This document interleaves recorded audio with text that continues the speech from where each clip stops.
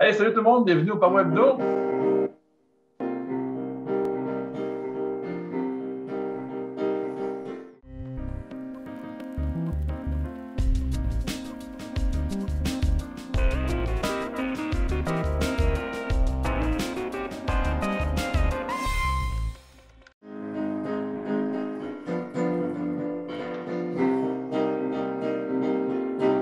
Hey, salut Jeff! Salut Tom, comment ça va? Ça va bien toi?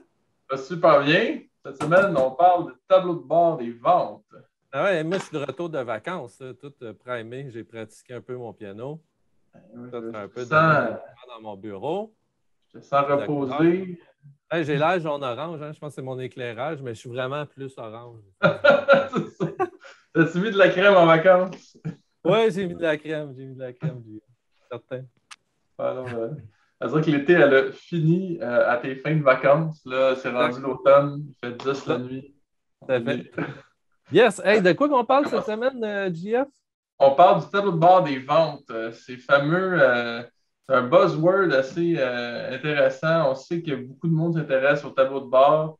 Petit fait cocasse là, avant de commencer, là, on va vous parler de plein d'éléments, là, mais dans le tableau de bord, dans le screenshot, là, on va vous parler des éléments, mais le fameux pie chart, là, je pense que c'est l'élément le moins utile à mettre dans un tableau de bord. Un On voit que classique. c'est très populaire. Donc, je pense que tu avais une petite anecdote à commenter au début. Oui, oui, ben en fait, pourquoi on a besoin de dashboard? Dans le fond, c'était ça dont je voulais parler pour commencer, là. Tu sais, avec l'expérience, on voit que beaucoup de compagnies veulent des tableaux de bord. Très peu de compagnies ont vraiment des tableaux de bord, là. Ils finissent toujours par avoir des rapports. Puis c'est quelque chose qui ressemble à des tableaux de bord, mais qui n'en sont pas. Exact. Puis les gens mettent souvent ça.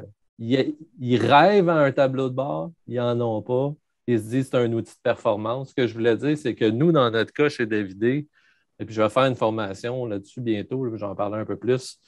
Chez Davidé, à un moment donné, j'ai mis un tableau de bord en place, puis ça a sauvé la vie d'entreprise. Ce n'est pas toujours pour regarder de la performance. Des fois, vous pouvez être dans des situations de crise, Ouais. puis le fait de mettre des indicateurs en place, qui sont des indicateurs d'activité, dans notre cas, c'était de valider spécifiquement à quel endroit on passait notre temps.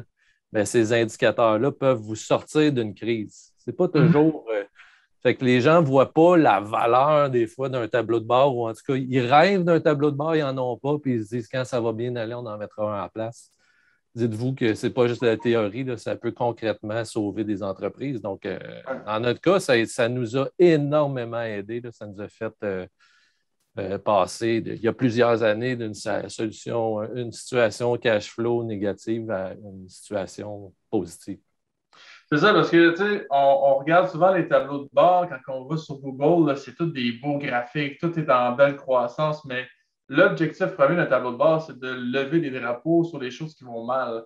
Donc, si on a, tu sais, faut vraiment se regarder, se mettre dans la position de moi, mon organisation en ce moment, c'est quoi qui pourrait impacter mon développement, c'est quoi qui m'empêche là, de vendre demain matin. C'est ces éléments-là qu'il faut qu'ils soient au grand jour puis qu'on puisse savoir s'il y a quelque chose qui s'en vient pour être au parfum là, dès le début. Exact, exactement. Puis, tu sais, si on parle un peu de théorie, là, au niveau des tableaux de bord, c'est quoi un tableau de bord comme tel? L'exemple qu'on donne toujours dans toutes les formations sur des tableaux de bord, asseyez-vous dans votre auto, là, regardez derrière votre volant, il y a le cadran avec l'indicateur de vitesse, la température du moteur, la quantité d'essence que vous avez. Ça, c'est votre Mm. tableau de bord. Ça vous donne l'information live. Mais dans le fond, c'est quoi le principe d'un tableau de bord? Ça sert à regrouper des indicateurs. Si vous voulez savoir c'est quoi des bons indicateurs, on a déjà fait des Power Hebdo là-dessus. Ouais. Regrouper des bons indicateurs pour répondre à un besoin spécifique. On veut pas.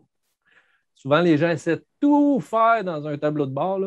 On va essayer plutôt de traiter des use cases. Donc, par exemple, si je suis un directeur de vente, je veux un tableau de bord de direction des ventes. On va voir les indicateurs rapidement, consolidés à une seule place pour que ça nous raconte une histoire sur où l'entreprise se trouve. Puis, Exact. pour que les chiffres nous parlent. Ce n'est pas juste des chiffres, c'est des chiffres qui nous parlent, qui nous disent quelque chose. Oui. Donc, ça, c'est très, très, très important. C'est très, très bien dit. Dans le fond, on a le fameux classique, comme dans l'auto, l'essence, c'est un pas pire de KPI pour savoir si tu es capable de te rendre à la destination.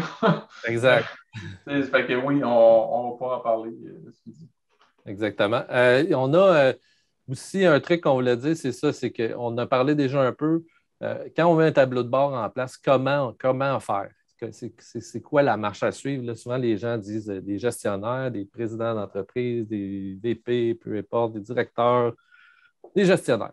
Ils veulent mettre en place des tableaux de bord, mais ils ne savent pas par où commencer. Euh, donc, pour nous, la meilleure façon de commencer, c'est de regarder le contexte. Donc, le contexte dans lequel on se trouve en ce moment. Si, par exemple, on a quelque chose qui nous empêche, JF t'en parlait tantôt, là, si on a des bloquants qui nous empêchent de faire nos ventes, si on a des contraintes, ces contraintes-là, il faut qu'ils soient visibles dans le tableau de bord. Donc, par exemple, si on est incapable de produire plus que X quantité par mois d'un certain produit, ben, il faut qu'on le sache, qu'on connaisse notre capacité, puis qu'on voit l'écart entre notre capacité et puis nos ventes. Donc, c'est excessivement important là, de justement voir les contraintes. Donc, quand on fait un tableau de bord de vente comme tel, on va parler de c'est quoi les problèmes, c'est quoi nos objectifs, c'est quoi nos bloquants. Puis commencer small, là, commencer par des petits exemples. C'est ça, tu sais, moi, j'ai toujours la mentalité de commencer quelque chose le plus petit possible, mais qui va être fonctionnel. Tu sais, ça peut être aussi simple que c'est quoi mon chiffre cette année versus l'année passée par étape. Puis, ça évolue dans le temps, un tableau de bord. Le contexte, les risques qui changent dans le temps. Si on prend un exemple des délais de réapprovisionnement cette année, je suis pas mal convaincu que le 2 ans, il n'y avait pas grand KPI dans les dashboards des entreprises sur les délais de réapprovisionnement. Mais maintenant que c'est bousculé, il y a tout intérêt à rajouter un nouveau KPI sur les délais de réapprovisionnement. Est-ce qu'il y a eu des blocages? On a parlé dans les containers, dans les shipments dernièrement. Ça peut être aussi, il y a des pays qui étaient complètement fermés avec la COVID. Donc ça vient vraiment bousculer les ventes. Puis ça peut être un indicateur très, très important à considérer puis à mettre de l'énergie dessus là, dans votre tableau de bord. Exact, c'est vrai. Ça change la donne. On va, dans le fond, un autre point, on va s'amuser, JF, à essayer d'en bâtir un tableau de bord de vente tous les deux. Là. Dans le fond, on va vous montrer aussi des exemples de tableaux de bord dans Power. Mais on va essayer d'imaginer le meilleur tableau de bord de vente. OK? On va de l'expérience, on va nommer des indicateurs. Avant de faire ça, je veux juste donner une petite note sur comment techniquement un tableau de bord doit être bâti. Souvent, les gens bloquent avant même d'avoir commencé. Ils vont se dire je veux avoir un indicateur, par exemple, on disait tantôt qui me donne ma capacité. Je suis incapable avec mon système en ce moment de connaître ma capacité. Je ne suis pas capable. Je ne suis pas capable d'extraire ça. Mais dans une conversation avec le gestionnaire, il te dit OK, tu n'es pas capable d'extraire ta capacité de ton système. Mais le président de l'entreprise, il peut te dire hey, moi, je le sais, le règle du pouce, là, on ne peut pas produire plus que 15 000 unités de telle catégorie de produits par mois. Tu le sais. Fait que pas parce que tu n'es pas capable d'extraire cette donnée-là que tu ne peux pas la mettre dans un tableau de bord. Je me souviens d'avoir travaillé dans un projet avec un gestionnaire qui était vraiment créatif. Lui, il nous avait fait faire un tableau de bord complètement déconnecté du système. Il dit, moi, je connais mes indicateurs. On va faire un truc dans Excel, là, puis on va puncher des chiffres une fois par mois. Puis on va avoir 50 chiffres qu'il faut qu'on suive. Puis j'ai 25 personnes qui vont s'en occuper. Puis ces personnes-là, ils vont entretenir 2 chiffres chaque à chaque mois. Quand on va faire notre meeting, on va pouvoir en parler quand même. Ça, c'est une excellente manière de s'enlever des bâtons là, devant nous. Là. Ça, On fait fi de tout, là, de tout système. C'est la réalité, on la connaît, on va la mettre quelque part, puis on va partir de ça. Exact. Fait que, nous, on a une capacité là, d'Evady avec Power d'intégrer du data là, automatique. Ouais. Mais il ne faut pas s'empêcher aussi de mettre des indicateurs sur des choses qu'on n'est pas capable d'intégrer. Il ne faut pas s'empêcher. Bon point. On parle-tu d'un tableau de bord de vente? Midi 12, on se donne 5 minutes, on nomme les indicateurs les plus importants. Moi, dans Excel, là, je vais faire une feuille. OK.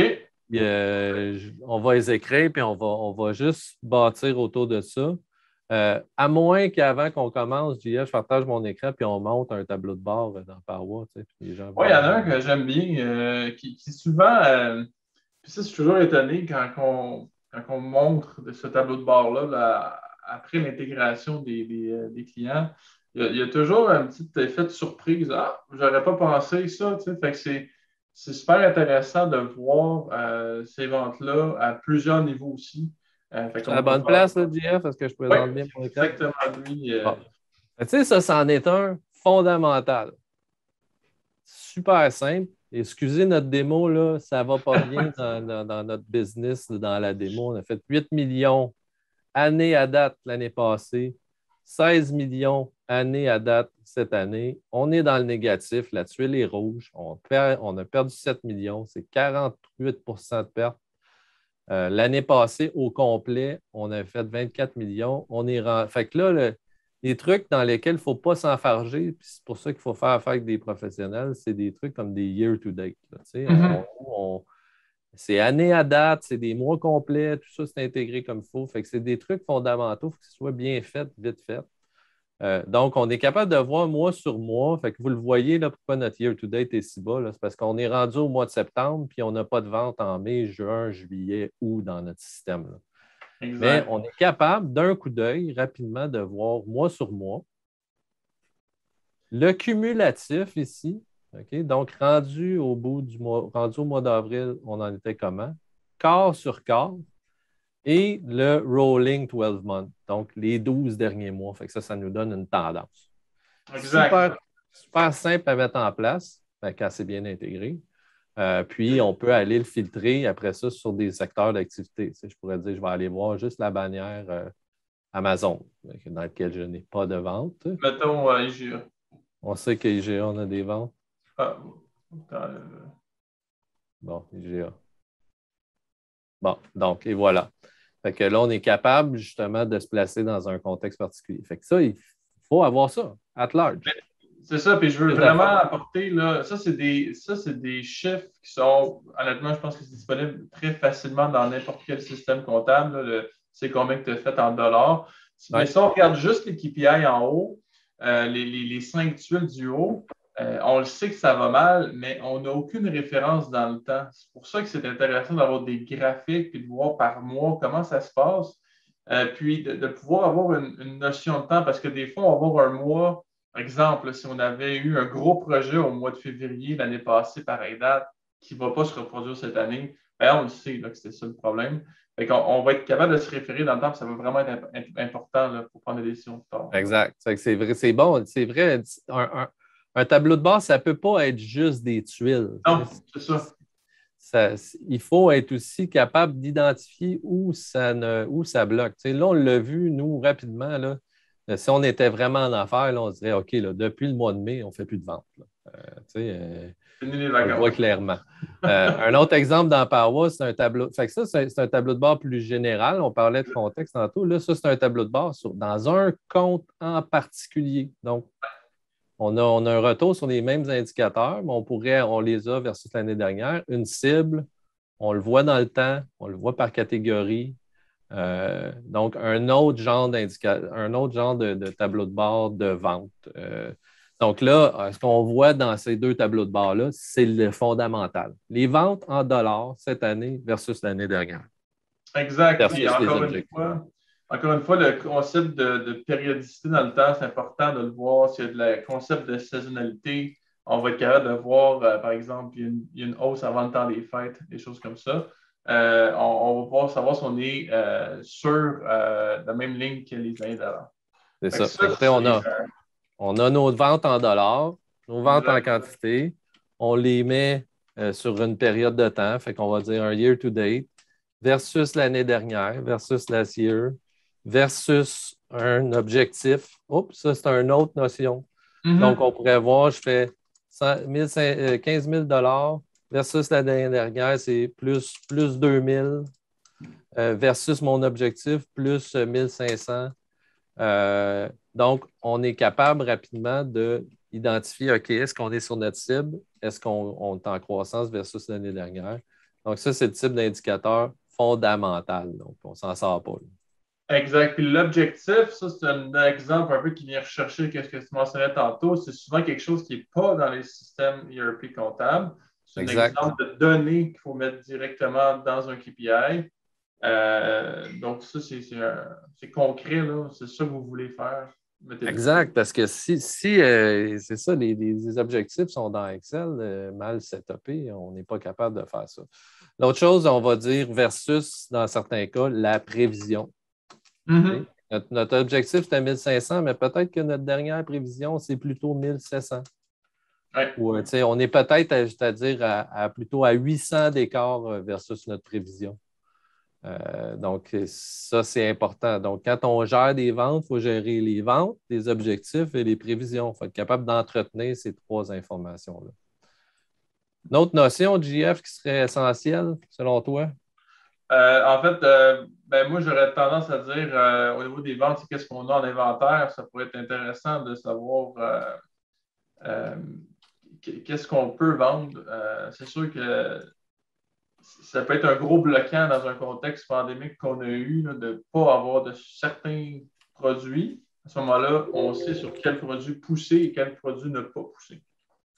On pourrait avoir un truc, là, un widget bien simple, là, inventaire disponible dans la catégorie A, là, on a ça. Dans la catégorie B, et on est backorder de 200. Dans la catégorie C, on a 150 000. Bon. Puis, on aurait notre inventaire disponible, puis nos ventes, disons, ventes par mois. Okay? Fait que, donc, on va être capable de dire cette catégorie-là, je ne sais pas, j'en vends 1500 par mois, ceux-là, j'en vends 10 par mois, puis ça, j'en vends 80 000 par mois. Donc, on va essayer d'établir une espèce de ratio entre l'inventaire qu'on a puis les ventes par mois pour savoir à quel point ça tourne. Fait que là, on parle plus d'un turn, là. Ça, c'est essentiel, comme tu dis. Et c'est des choses qui sont assez simples à mettre en place. Tout à fait. Un autre truc dont on parlait tantôt. Les marges. Les marges. C'est que nos marges. Profit and loss. Profit and loss. Bon. C'est que les marges, encore là, on pourrait les faire at large dans un KPI. On pourrait dire, OK, j'ai, je ne sais pas, mon 15 000 de vente de tantôt ici en dollars, là. Qui est là, ben, il génère, je ne sais pas moi, là, je vais tricher, là, 2250 de marge. Fait que vente, marge. Fait que là, les gens vont hésiter, ils vont dire, on n'est pas capable de calculer notre marge exacte par catégorie de produits, puis on peut y aller avec des coûts standards, des cost of goods sold standards pour au moins se donner un guideline. Oui, de commencer quelque part, puis après ça, on l'améliore. Exact. Donc, ça, c'est super intéressant. L'autre truc dont on parlait qui est important aussi, c'est tu parlais des bloquants. Là, il est midi 20, je pense qu'on va manquer de temps, mais on continue là, un 3-4 minutes. Dans le fond, les bloquants ou des opportunités perdues. Oui, ça, c'est major, puis c'est souvent manquant, ça. Exact. Donc, opportunité perdue, qu'est-ce qu'on va voir? On va voir, par exemple, pour nos top 10 produits. OK? Fait que, mettons, produit A, produit B, produit C, produit D. On va voir, disons, OK, pour le produit A, j'en vends, je ne sais pas moi, sales per store. Et j'en vends pour 1500 sales per store per week, disons. Donc, on va observer c'est quoi notre moyenne. OK? Puis, ce qu'on va chercher, en fait, c'est les magasins qui ne se comportent pas comme celui-là, comme notre moyenne. Donc, si j'ai, mettons, un nombre de stores nombre de clients. Donc, si j'ai des clients, là, que ce produit-là, là, si, il a été vendu à, je sais pas, oui, il est possiblement vendu à 200 clients. Ouais. OK? Il y a combien de clients chez lesquels je suis en dessous de cette moyenne-là? Mm-hmm. Tu pourrais l'avoir sans vente. Fait que disons que j'ai 25 clients qui n'ont pas de vente de ce produit-là. Bien, ça veut dire que ces clients qui n'ont pas de vente de ce produit-là, il y a un potentiel théorique là, de 37 000 c'est que c'est des opportunités perdues. Donc, ce qu'on va faire, en fait, c'est justement essayer de trouver les places où on a de la décroissance. Super important. C'est ça, parce que, tu sais, puis là, on explore ça, là, c'est dans l'exemple que tu as mis, le produit A, c'était le meilleur vendeur.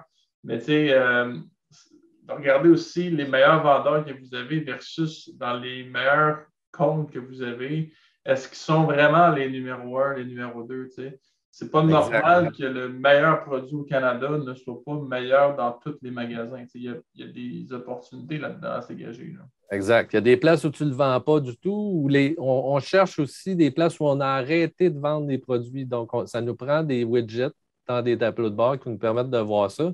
Ces trucs-là, c'est actionnable pour les représentants peuvent s'en servir ou l'équipe de vente pour trouver des ventes. Les autres trucs qu'on va mettre, JF, on n'a pas de profit and loss, les top 25, les opportunités perdues. On va se mettre des KPI d'activité aussi. Oui, c'est ça, j'allais dire. Parce que ça, c'est bon, c'est sûr qu'il faut un certain CRM, là, mais pour ça, c'est important d'avoir une visibilité. C'est quel magasin qui a été visité ou qui account manager qui a appelé quel gestionnaire de bannière. C'est important d'avoir ça parce que dans un cas, par exemple, qu'on est en décroissance, ou qu'on mentionnait juste avant qu'un produit qui se vend, le numéro 1 au Canada ne se vend pas dans une succursale en particulier, ben, il faut que quelqu'un aille voir. Là. Il y a peut-être le produit qui n'est pas en stock, peut-être que l'inventaire est tout croche, il y a peut-être de la formation à donner. C'est incroyable, les clients nous le disent toujours, toujours. Quand ils se mettent à analyser, dans le fond, les opportunités perdues, puis qu'ils contactent les clients, une fois sur deux, le client n'a même pas réalisé qu'il ne commande plus de produits puis qu'il est en train de perdre des opportunités. C'est ça. Quand tu appelles, tu gagnes en notoriété, tu as l'information qui est de qualité qui dit hey, tu vendais avant, ça se vend partout, pourquoi ça ne se vend pas? Tu sais, on rentre avec une conversation riche. Et avec ça va nous aider.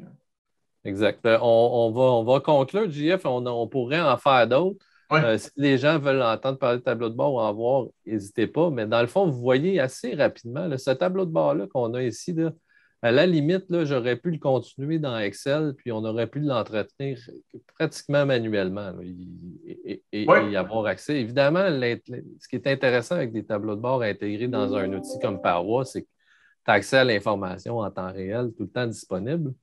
Mais il y a d'autres choses dont on n'a pas parlé, comme les opportunités, par exemple. Là. On parlait d'opportunités perdues, ça, c'est dans un contexte où je vends des produits, là, mais je pourrais dire aussi j'ai 150 000 de contrats potentiels. Oui. Okay? Fait que là, on va utiliser plutôt des KPI de prévision. Ouais. Donc, on va aller documenter ce qu'on a comme prévision. Puis, il y a des clients qui nous parlaient qu'effectivement, en ce moment, par exemple, si tu dis j'aurais 150 000 de contrats potentiels, c'est intéressant de savoir. C'est quoi notre capacité? On n'est pas capable de le livrer. C'est ça. Mais on a quand même au moins levé une opportunité. Au moins, fait que si jamais on dégage la capacité, on va savoir qu'il y en a. Fait que c'est important de suivre le funnel, suivre les activités, mesurer nos taux de closing, etc. Donc, on pourrait vous donner beaucoup, beaucoup d'exemples, mais fondamentalement, ce qui est essentiel, c'est de commencer par mesurer ce qui compte, les résultats en vente, des activités à faire, puis des endroits où il y a des low-hanging fruit, là, des opportunités faciles à convertir. C'est ça, je rajouterais à ça que c'est important de le voir dans le temps. C'est important de se rajouter des filtres. Par exemple, on voyait tantôt, ça va bien à haut niveau, puis quand on se met à aller plus bas, il y a des magasins que ça va vraiment moins bien, il y a des bannières que ça va moins bien. Donc, en ayant la possibilité d'avoir des filtres, là, ça va vraiment vous aider à dégager des opportunités parce que souvent, un tableau de bord, c'est du haut niveau, ça va cacher des choses en dessous quand même. Même si tout est vert, là, il y a des choses de rouge en dessous, c'est sûr. Exact, c'est ça. Il faut avoir une capacité de forage aussi là, qui te permet de passer d'un chiffre sommaire à du détail. Fait que ça, c'est l'autre aspect, tu as raison de le mentionner, qui est essentiel. On ne peut pas se contenter d'avoir juste une coupe de tuiles, toutes les tuiles sont vertes. Souvent, on ne voit pas les. C'est quoi, l'arbre cache la forêt? Ou en tout cas, peu importe. On ne voit pas les opportunités qui sont cachées derrière un gros chiffre. Fait que c'est super important d'avoir le bon niveau de granularité en fonction de la personne qui utilise le tableau de bord. Je pense qu'on a fait le tour. On est quasiment à 23-24 minutes, JF. Si vous voulez entendre parler de tableau de bord, ne vous gênez pas.